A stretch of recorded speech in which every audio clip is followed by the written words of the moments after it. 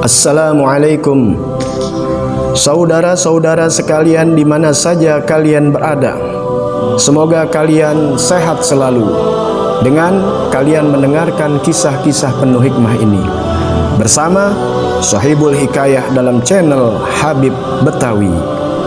Menambah semangat hidup kalian dalam kedamaian, dalam kebahagiaan, dan dalam keberuntungan. Jangan lupa bantu subscribe, like, dan share-nya channel Habib Betawi agar berkembang dan berkarya untuk memberikan kemanfaatan dalam kehidupan yang fana ini. Terima kasih atas perhatiannya. Saksikan kisah berikut ini.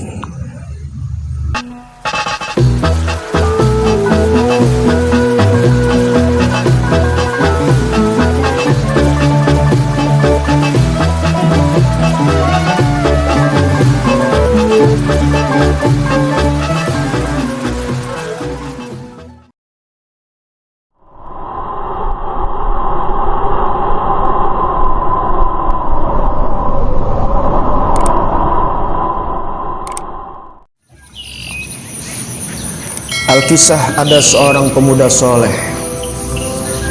Suatu ketika di saat dia sedang menyusuri sebuah sungai, dia merasa dahaga yang tiada terhingga. Karena hari memang sangat panas sekali. Pemuda ini pun kemudian berhenti di pinggir sungai untuk minum dan mencuci mukanya. Alhamdulillah, terima kasih ya Allah, Engkau telah memberikan keselamatan kepadaku dengan air ini, bisik pemuda tersebut. Tiba-tiba pemuda itu melihat suatu mengapung-ngapung di sungai menuju ke arahnya. Tanpa berpikir panjang, ia pun kemudian mengambilnya, yang ternyata adalah sebuah delima. Ini mungkin rezeki untukku, gumannya dalam hati.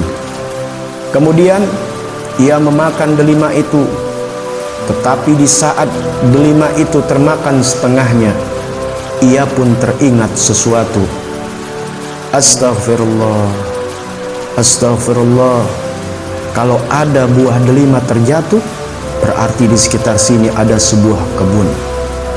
Dan bila ada sebuah kebun, mungkin kebun itu ada yang memilikinya. Ya Allah, ampunilah hambamu yang telah memakan buah ini tanpa meminta izin kepada pemiliknya. Sebaiknya aku mencari di mana pemilik kebun dari buah ini, bisik sang pemuda itu. Ia pun segera kemudian menyusuri ke sungai tanpa merasa lelah dan letih. Perjalanan panjang ia tempuh, dan benarlah, ternyata di ujung sebuah hulu sungai ada sebuah kebun delima yang sangat luas. Sang pemuda ini kemudian mendatangi kebun itu dan mencari pemiliknya. Di saat ia sedang mencari, tiba-tiba orang tua itu pun mengejutkannya. Assalamualaikum. Sedang mencari apa gerangan wahai anak muda? Ujar orang tua tersebut. Waalaikumsalam. Apakah bapak tahu siapa pemilik kebun ini? Tanya sang pemuda. Sayalah pemiliknya. Ada apa nak? Jawab bapak tua itu. Saya mau meminta maaf dan ridhonya, karena saya telah memakan sebuah delima yang saya duga berasal dari kebun bapak. Harap si pemuda ini. Di mana engkau menemukannya wahai anak muda? Tanya orang tua tersebut. Saya menemukan buah ini di aliran sungai ketika saya minum dan membasuh muka di sungai itu. Bapak tua pemilik kebun delima itu terdiam dan menatap mata pemuda dengan tajam. Pemuda itu pun kemudian berkata, maafkanlah saya pak, saya siap menerima hukuman apapun dari bapak. Apapun hukumannya asalkan bapak memaafkan saya, pinta pemuda itu. Baiklah, kalau kau begitu, kau akan menerima hukuman dariku. kata orang tua itu seraya terus menatap tajam mata pemuda itu. Silakan Pak, Hukuman apa yang akan aku terima? Tanya pemuda itu. Kau harus merawat kebunku selama 3 bulan penuh, jawab bapak tua itu. Baiklah Pak, saya akan menjalankan hukuman itu dengan ikhlas karena Allah, sahut pemuda dengan sabar. Demikianlah berhari-hari sang pemuda merawat kebun delima itu dengan rajinnya tanpa ada lelah. Dia berharap dapat menghapus kesalahannya yang telah dilakukannya. Hingga tidak terasa 3 bulan penuh, pemuda ini telah menjalankan hukuman. Kemudian ia mendatangi pemilik kebun itu. Wahai Tuan, saya telah menjalankan hukuman untuk merawat kebun ini selama 3 bulan penuh. Sekiranya apakah Bapak mau memaafkan kesalahan saya? Harap si pemuda. Sebelumnya, pilihkan sebuah delima yang sangat manis untuk saya, minta bapak tua itu.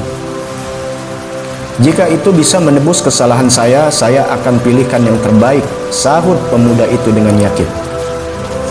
Setelah dipetiknya sebuah delima, diberikannya kepada bapak pemilik kebun itu. Cuih buah.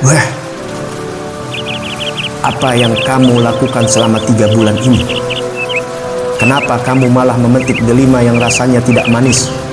Sentak bapak itu. Maaf Pak, maaf.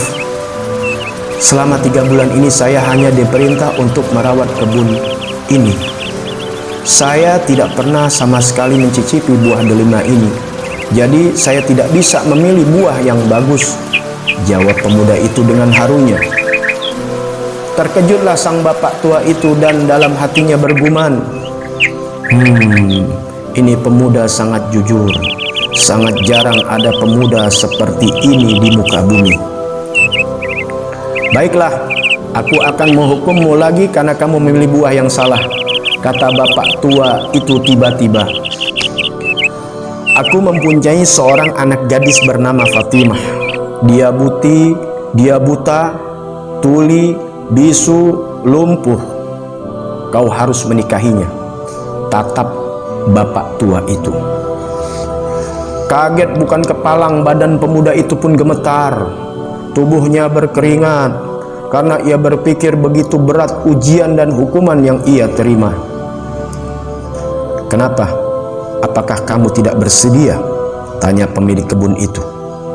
Saya bersedia Pak. Saya akan penuhi, saya ikhlas karena Allah untuk menikahi anak Bapak.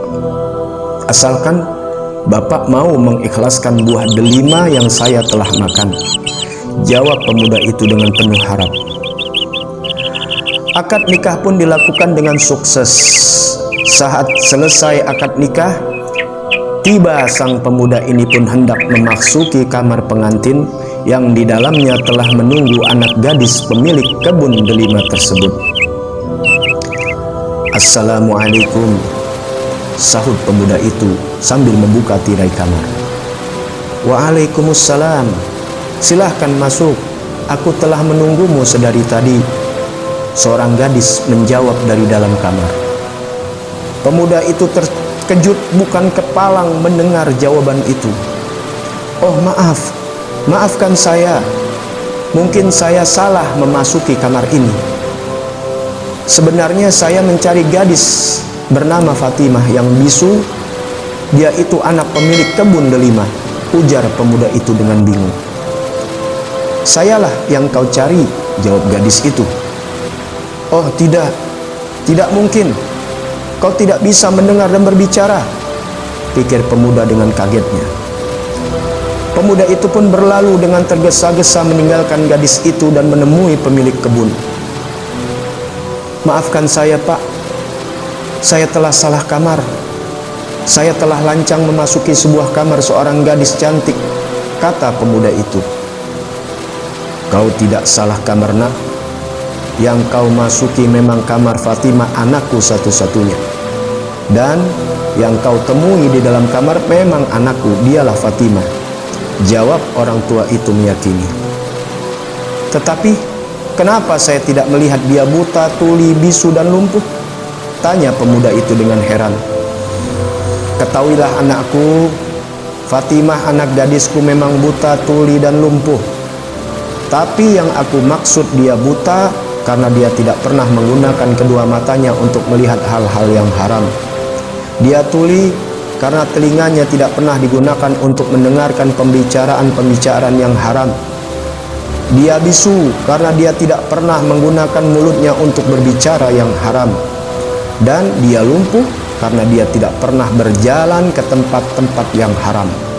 Sekarang, segeralah kau kembali ke kamarnya, temui dia yang sekarang menjadi istrimu.